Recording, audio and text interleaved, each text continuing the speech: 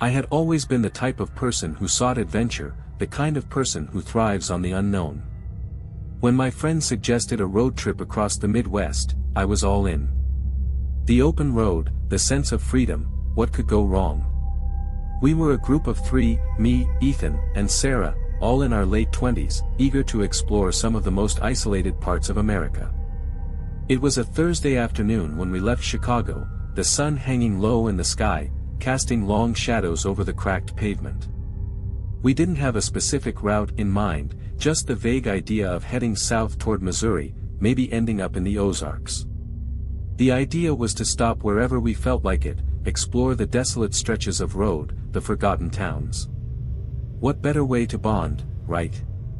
The first few hours went by uneventfully, gas stations, small-town diners, and the occasional stretch of empty highway. But it was when we hit the backroads, just past a place called Razor's Edge on the map, that things started to take a turn. I can't pinpoint exactly when it began, but there was a strange shift in the air. The roads got narrower, the trees denser, and the houses few and far between. We stopped to stretch our legs at a small pull-off, the only thing in sight for miles being an old, weathered barn. I remember laughing nervously, trying to lighten the mood, but I couldn't shake the feeling that something wasn't right. The first odd thing happened just before we left the pull-off. Ethan, who had been the most excited about this whole trip, came back from a quick walk toward the barn looking pale. His usual sarcastic grin was gone, replaced by a look of genuine concern. "You guys need to see this," he said, his voice low and tight. Curious, we followed him, our footsteps crunching over the gravel. As we approached the barn, I noticed something strange. The front door was ajar, and there was a faint smell in the air, something metallic, almost like old blood. We pushed the door open, and inside, it was a mess. It wasn't just the usual abandoned barn stuff, old hay, broken tools, and the like. There were strange markings on the floor, as though something had been dragged across it. The worst part, though, was the walls. They were covered in something that, at first glance, I assumed was paint, but then I saw it more clearly.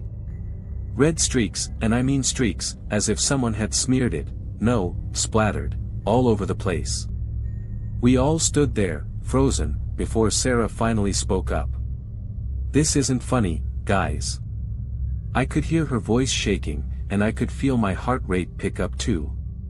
Ethan tried to brush it off, making some joke about creepy abandoned places to ease the tension, but there was a crack in his voice. We left quickly, trying not to acknowledge the knot of dread that had formed in my stomach. But it didn't leave me. Something about that barn, the red marks, the smell, it felt like we had disturbed something. We continued driving for a while longer, but that sense of unease didn't go away. We ended up on a tiny back road, one that seemed to stretch on forever. The sun had fully set now, and the headlights of the car were the only thing illuminating the road ahead. Then, a figure appeared out of nowhere. We were traveling at a decent speed when I saw it, someone standing by the side of the road, barely visible in the dark, like a shadow. I thought it was a trick of the headlights at first, but as we got closer, I realized it was a person. Standing perfectly still. I could feel my heart in my throat as we approached. Ethan slowed down. Should we stop? I wanted to say no. I wanted to keep driving, to keep my foot on the gas and never look back. But something made me nod, and before I knew it, we were pulling over. The figure didn't move. I rolled down the window, my hands trembling, and called out into the darkness. "Hey! Are you okay?" No answer. "Do you need help?" I asked again, a little more urgently. My voice felt small against the vast nothingness of the night. Still, nothing. Then, just as I was about to ask Ethan to drive away, the figure turned slowly, its head jerking toward us. It wasn't a person. At least, not anymore. I don't know how to describe what I saw. The face was wrong. Twisted. There was no human recognition in the features, just a grotesque imitation of a person. The eyes, dark, lifeless, looked right at me, but they didn't see me. They didn't know me. Without saying a word, it turned and began to walk away, stumbling into the woods off the side of the road. I felt frozen. Sarah was the first to react, her voice panicked. "We need to leave. Now." Ethan didn't need any further encouragement. He slammed the car into gear, and we sped off, the figure disappearing into the darkness as we looked back. But I couldn't shake the feeling. The eyes. The stillness. The way it moved, like it wasn't alive at all. Something about it felt wrong. Something about this road trip was already becoming more than just an adventure. Something was hunting us. We didn't talk much after that. The silence in the car felt suffocating, even though the air conditioning was running. Sarah had her arms crossed tightly, staring out the window, her face pale. Ethan kept glancing at the rearview mirror like he expected to see something following us. I couldn't blame him. I felt the same way. We kept driving, the road stretching on like some never-ending nightmare. The lights from our car illuminated the dark asphalt ahead, but the deeper we drove into the wilderness, the more oppressive the darkness felt. The trees began to crowd the road, their branches like gnarled hands reaching down to grab us. We didn't stop again until we reached a small town, a speck on the map. It was a place called Maple Hollow, and it didn't look like it had seen a tourist in years. The buildings were crumbling, with boarded-up windows and fading paint. We passed a few gas stations, all closed, and a diner that had a flickering neon sign, but the whole place felt lifeless, abandoned. Ethan suggested we stop for gas. Might as well, right? We don't know how much longer this road goes on. I agreed reluctantly. The emptiness of the place made my skin crawl, but my fuel gauge was edging toward empty, and we hadn't seen another soul in hours. We pulled into the only open station, the pump, a rusty relic of a bygone era. An old man was sitting on a rocking chair next to the station, his face hidden behind a thick beard. He barely acknowledged us when we got out of the car. His eyes were bloodshot, and he smelled like stale tobacco. "Got any room for gas?" Ethan asked, but the old man just grunted, slowly getting up. We didn't feel safe. The hair on the back of my neck stood up as I watched him move. There was something wrong about him, something that didn't belong here. But it was his eyes that caught me, the same vacant, lifeless stare I had seen earlier in the woods. "Where are you folks headed?" the old man asked, his voice rasping like dry leaves. I didn't want to answer. The hairs on my arms prickled, and I felt an overwhelming sense of dread. The question was too casual. Too much like the kind of thing someone would ask if they had been watching you for a while. "We're just passing through," I said, trying to sound casual, but my voice cracked. I felt like I was trapped in this tiny, suffocating town with no way out. The old man nodded slowly, as if he already knew the answer. "You should leave, now," he said, his tone suddenly serious, his eyes locking with mine in a way that made my stomach churn.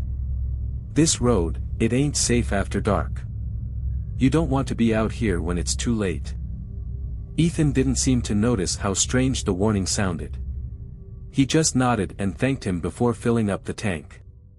But I couldn't shake the feeling that we were being watched. The old man didn't leave us, just sat back down in his chair, staring at us with those same empty eyes. It felt like we were trapped in a bad dream, one where everything was wrong but you couldn't wake up. Once the tank was full, we climbed back into the car, and I started the engine. I didn't want to leave, but I also didn't want to stay. The entire town felt like a shadow, a place that shouldn't exist. The moment we pulled away, I couldn't help but glance back at the gas station in the rearview mirror. The old man was still sitting in his chair, watching us leave. The road ahead felt darker than before, the trees now encroaching on either side. But something was different, something felt like it was watching us from the woods, like eyes hidden just out of sight. I couldn't explain it, but the hairs on the back of my neck stood up. We didn't make it much further. The car suddenly lurched, and the engine sputtered before dying altogether. "Shit," Ethan muttered, banging the steering wheel. "What the hell now?" We pulled over, the car dead on the side of the road. It wasn't the gas, we had just filled up. "Try to start it again," Sarah said, her voice shaking. I turned the key. Nothing. "We need to get out and check the engine," Ethan suggested. I didn't want to, but we didn't have a choice. We climbed out of the car and popped the hood. The air felt colder now, as if the temperature had dropped 10 degrees in the span of a few minutes. I stood by the car, watching the trees. They were unnaturally still. Too still. That's when I heard it. A low sound, almost like a hum, coming from the woods. It was distant at first, but as we stood there, it grew louder. A high-pitched, unnatural buzzing sound that made my skin crawl. Ethan looked at me, his face pale. "What the hell is that?" I couldn't answer. I couldn't take my eyes off the trees, which now seemed to be moving, swaying unnaturally. Something was in those woods, something big, and it was getting closer. "Get in the car." "Now," I said, my voice cracking. We didn't need any more prompting. We scrambled into the car, slamming the doors shut. Ethan tried the engine again, but this time, the car roared to life, louder than usual, almost as if it was too alive. Without looking back, I slammed my foot on the gas, and we tore down the road, the buzzing sound still echoing in the distance, growing louder. And in the rearview mirror, there was something there, just for a second. Something following us. I don't know how long we drove, but the road seemed to stretch on forever. The buzzing sound, that awful, unnatural hum, faded into the background, but it didn't stop the tension in the car from growing. We were all silent, too afraid to speak, as if saying the wrong thing might invite whatever was out there to come for us. The trees on either side of the road loomed closer, the darkness swallowing everything beyond our headlights. Every turn, every bend felt like it was taking us further into some nightmare we couldn't escape. It was as if the road itself was conspiring against us, leading us deeper into a place that didn't belong. I kept glancing at the rearview mirror, half expecting to see something, or someone, following us. But it was always just the endless, empty stretch of road. For a while, I convinced myself it was nothing. Just nerves. The weird encounter at the gas station, the figure in the woods, it was all adding up to a perfect storm of paranoia.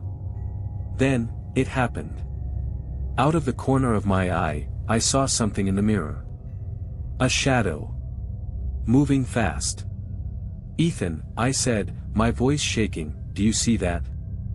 He didn't respond immediately, but I could tell by the way his hands tightened on the wheel that he saw it too. The shadow was coming from behind, moving too quickly to be just another car. "Is it a truck?" Sarah asked, her voice tense. I shook my head. "No, it's something else." The shadow grew larger. Faster. My heart pounded in my chest. Whatever it wasn't a truck. The figure was running, or maybe something was running behind us, but it was moving too fast, too unnaturally fast. I wanted to scream. I wanted to shout at Ethan to drive faster, to get us out of there, but my mouth was dry. Then, a sharp sound, like something hitting the car. We all jumped. "Something's on the roof," Sarah yelled. I looked up. There was nothing there, just the empty night sky, but then I heard it again, scratching, scraping, something heavy dragging across the roof of the car. "Go faster," I shouted, panicking. Ethan slammed his foot on the accelerator, the car surging forward, but whatever it wasn't slowing down. The scraping intensified, like claws dragging across metal. We could feel the vibration through the car, and my stomach lurched as we swerved to avoid the trees. "Do you see it?" Ethan shouted. I couldn't. I couldn't see anything but the road ahead. I didn't want to look back. The scraping stopped suddenly, and for a moment, everything felt eerily still. The only sound was the roar of the engine. Then, with a bone-chilling thud, something slammed into the back of the car, throwing us all forward. The impact felt like we'd been hit by a freight train. Shit! Ethan swerved again, barely keeping control of the car as we fishtailed on the road. The back window cracked, spiderwebbing into a jagged pattern, and something heavy, something large, scratched down the rear bumper. "Get off! Get off!"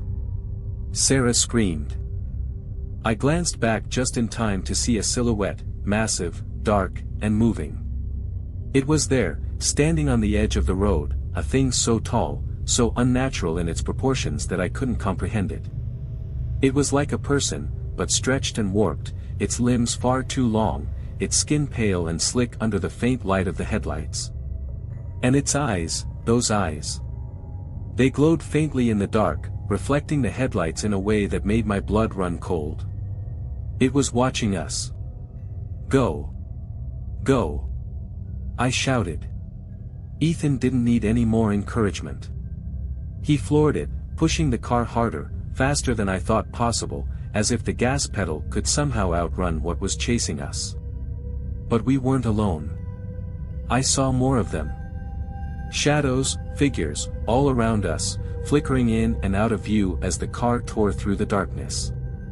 They were fast, so fast. Running alongside us, keeping pace, but staying just out of sight.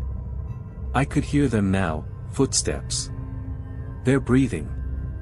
The strange clicking sound of something dragging behind them, as if they were all in pursuit.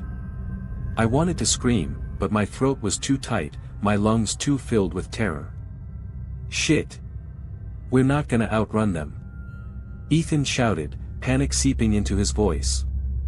Then, the car lurched again. This time, it wasn't the scraping on the roof. It was something pulling at the tires, pulling at the car itself, dragging us down. I turned to Sarah, who was clutching the door handle, her eyes wide with fear. "What the hell is happening? What are they?" But I couldn't answer her, because deep down, I knew we were no longer just running from something in the woods. It was following us, hunting us. And no matter how fast we went, no matter how much we pushed this old car to its limits, I knew we couldn't escape. The road seemed endless. We kept pushing forward, but the creatures were closer now, circling in on us. I saw one in the side mirror, its twisted face, its impossibly long arms reaching out, almost grabbing the car. I looked ahead again, and my heart skipped a beat. There was a sign. A town. We were close, but was it a town we could escape to? Or would it be another trap? Another place like Maple Hollow, where things didn't belong, where something far worse than we could ever imagine was waiting for us. There was only one way to find out. To keep driving. To keep running. The town came into view like a flickering mirage, distant but growing larger with every second. My heart pounded louder in my chest, drowning out the sound of the engine in the chaos outside. I couldn't decide if I was relieved or terrified.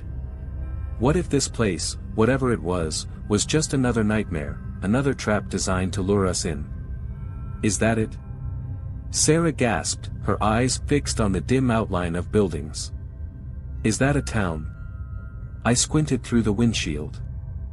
I think so, it looks like it's the last place before we hit the real highway. Ethan didn't answer. He was too focused on the road, his knuckles white on the wheel, sweat beading on his forehead. He was driving faster now, faster than he should have, as if pushing the car to its limit might somehow make the nightmare go away. But no matter how fast we went, the figures on the side of the road kept pace with us. I could hear them now, their breaths in the air, their footsteps in the gravel. It was like they were surrounding us, closing in from every direction. I turned around again, just in time to see one of them leap across the road behind us, its grotesque body crashing into the trees on the opposite side. It was fast, too fast.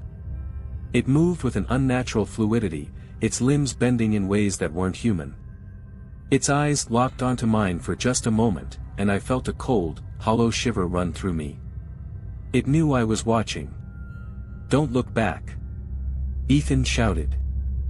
"Whatever you do, don't look back." I nodded, trying to force myself to focus on the road ahead, but the fear was overwhelming. Every inch of my body screamed to turn and see what was closing in on us, but I couldn't. I had to trust that Ethan knew what he was doing. "Is there any other way out?" Sarah asked, her voice trembling. I swallowed hard, my mouth dry. "I don't know. I don't know if there's any way out at all." There was a silence that stretched between us, filled only by the sound of the engine and the soft, almost rhythmic thumping of whatever was chasing us. It was like they were closing in, getting closer, but they weren't attacking yet. Not yet. It was as if they were playing with us, toying with us, dragging this out as long as they could. I could feel the tension in the car, thick and suffocating. I glanced at Ethan again, and saw the terror in his eyes, the same look I knew must have been in mine. He was pushing the car harder, trying to make it to the town, but I knew it wouldn't be enough. We were running out of time. We were running out of road. And then, just as I thought I saw a break in the trees, a small stretch of open road leading into the town, the car lurched again. The back tires screamed in protest, and the car swerved dangerously, nearly hitting a guardrail. "Damn it!" Ethan shouted, his voice cracking. "Something's got us." I looked out the window, and my heart skipped a beat. There, in the trees beside us, I could see them clearly now. The creatures. There were dozens of them. No longer in the shadows, no longer half hidden in the woods. They were out in the open, standing just beyond the reach of the headlights. Their eyes glowed, reflecting the light in sickening, predatory gleams. Some of them were standing still, watching us, while others moved, their bodies lurching unnaturally as if their joints were disconnected. They were closing in. Ethan slammed on the brakes, and the car came to a screeching halt, the tires spinning on the gravel. "Out! Get out! Now!" he yelled. I didn't even think. The adrenaline hit me like a jolt of electricity. I threw open the door, almost falling out of the car, and scrambled to my feet. My legs were weak, but I pushed forward, running toward the town, toward the lights. The others followed behind me, but I couldn't look back. I couldn't afford to waste a second. We ran, our footsteps pounding on the gravel road as the creatures closed in from all sides. The lights of the town were bright now, just ahead. But even as we neared it, I couldn't shake the feeling that something was wrong. The town felt too quiet. There were no cars, no voices, no movement. It was like we had stepped into some sort of ghost town. The buildings, once distant, were now towering over us, their windows dark and empty. No signs of life. "Where is everyone?" Sarah gasped, looking around in horror. I didn't answer. There were no answers.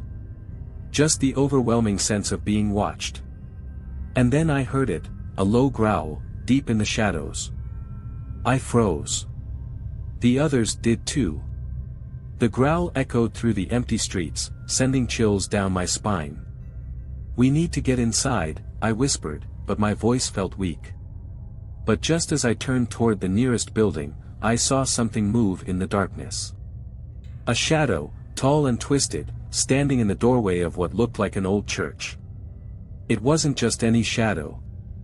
It was the same thing I had seen earlier, the thing that had been chasing us.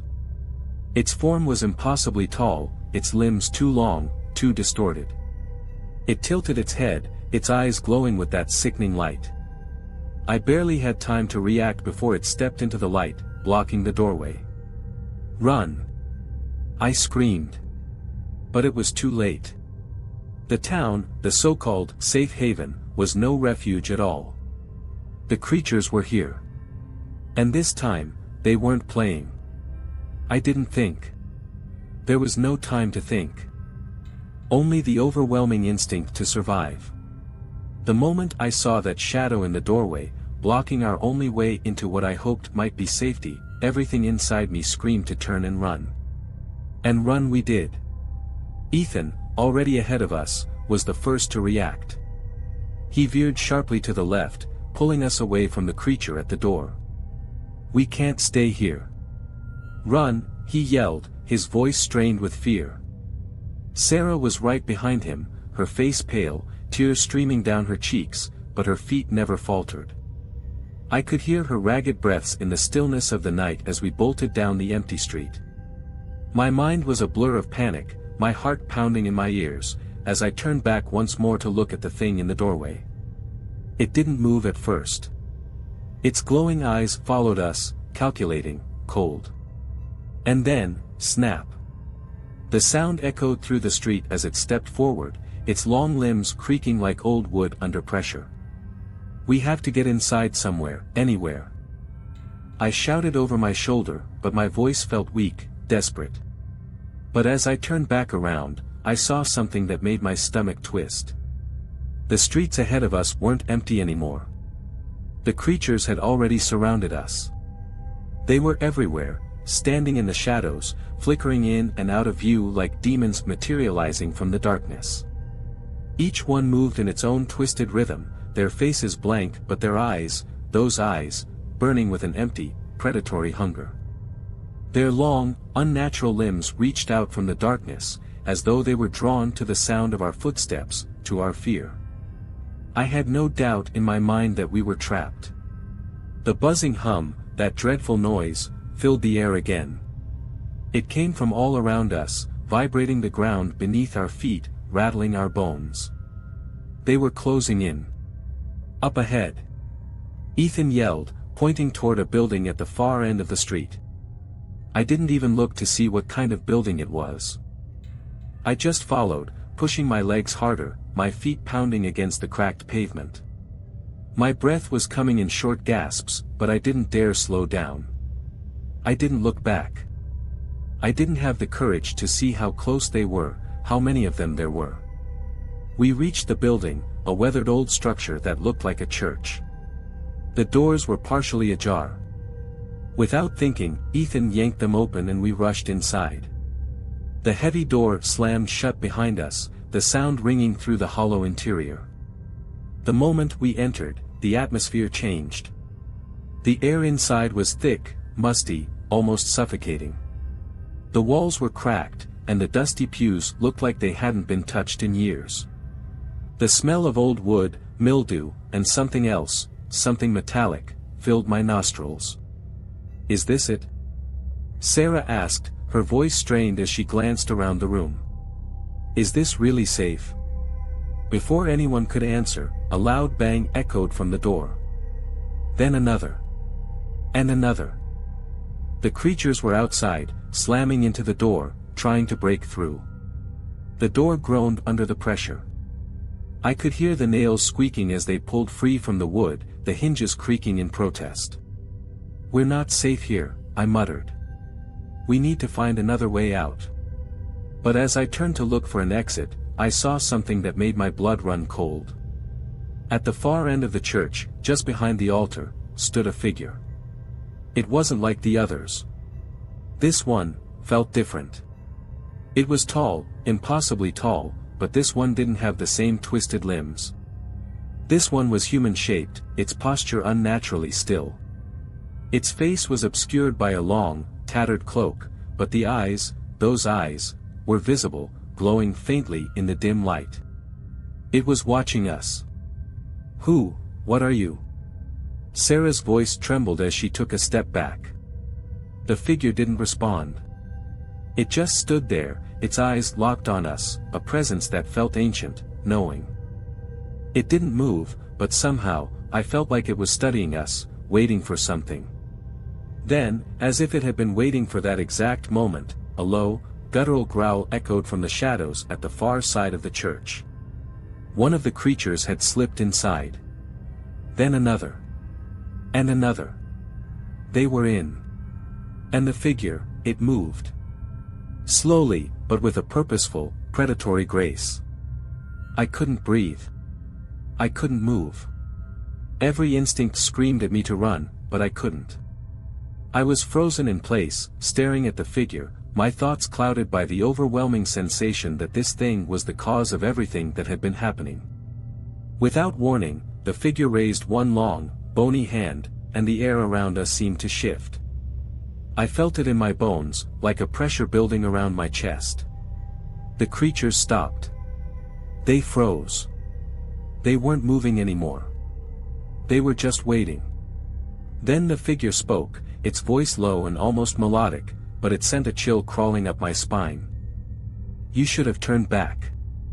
The words hung in the air, their meaning heavy and suffocating. The door behind us splintered, and the creatures began to move again. But the figure didn't flinch. It didn't react. It just watched. And then it smiled. The smile wasn't human. It stretched far too wide, its mouth parting to reveal rows of jagged teeth that weren't meant to fit in a human skull.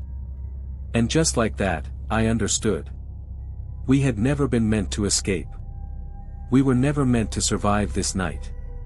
The smile on the figure's face was a nightmare made flesh. It wasn't just wide, it was unnatural, grotesque in its proportions. The teeth gleamed in the dim light of the church, sharp and uneven, more suited for tearing than smiling. I froze, staring at that wide, twisted grin, my heart pounding in my chest. The creatures behind us stopped their advance, waiting for a command. They didn't move, they didn't need to. The figure in the cloak had a power over them. I felt it, like an invisible weight pressing down on us, a suffocating force that left no room to breathe. "You should have turned back," it repeated, its voice a raspy whisper that seemed to reverberate in my mind rather than my ears. I couldn't speak. My mouth was dry, my legs shaking. I glanced at Ethan and Sarah. They were frozen too, their eyes wide with terror. What are you?" I managed to croak, my voice barely audible. The figure tilted its head, as if considering the question, before answering in that same eerie, melodic voice. "I am the keeper of this place. The keeper of all roads that should never have been traveled." I felt the cold chill spread through my veins as it spoke. The words made no sense, and yet, they felt like they were seeping into my very soul. I couldn't understand how a figure, so unnatural, so wrong, could speak in such an unsettlingly calm way. The creatures shifted slightly, their hollow eyes fixed on us, but they didn't approach. It was as if the figure's presence held them back, kept them at bay.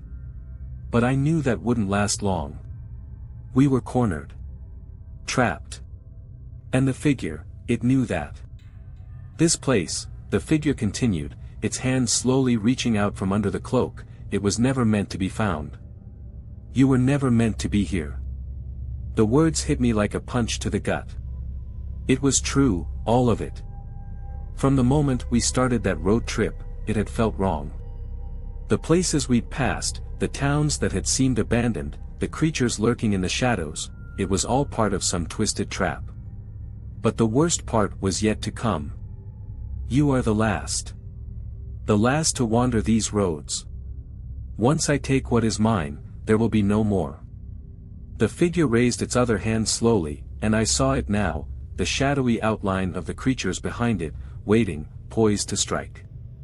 There was no escaping now. The figure had no need for us to run. It wasn't hunting us. We were already its prey. A feeling of dread unlike anything I had ever experienced crawled over my skin. The atmosphere in the church seemed to thicken, the air becoming heavier, colder.